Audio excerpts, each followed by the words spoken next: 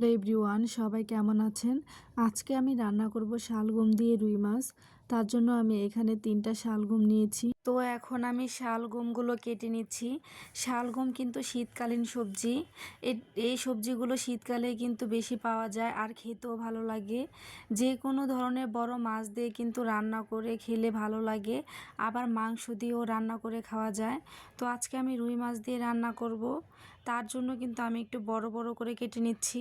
তো শালগমগুলো কেটে ধুয়ে আমি ভাপ দিয়ে নিয়েছি, সাথে আমি 2টা আলু দিয়েছি। তো চুলাতে আমি আগে থেকে তেল গরম দিয়ে রেখেছিলাম। মাছগুলো এখন দিয়ে আমি ভালো করে ভেজে নেব।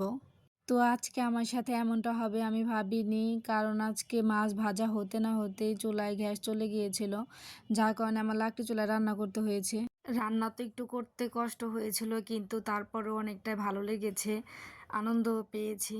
আসলে গ্রামের বাড়িতে গেলে এরকম লাকড়ি চুলায় রান্না করা হয়, শহরে তো এরকম রান্না করার কোনো সিস্টেম নেই। তারপরও আমি এই চুলাটা কিনে রেখেছিলাম। তো মাঝে মধ্যে যখন গ্যাস থাকে না, তখন কিন্তু এই লাকড়ি চুলায় আমি রান্না করে থাকি। আর লাকড়ি চুলায় তো রান্না করে খেতে এমনিতেও অনেক বেশি মজা হয়। আর সত্যি কথা বলতে আজকে তরকারিটা খেতে অনেক বেশি মজা হয়েছিল। সবাই ভালো থাকবেন। আল্লাহ।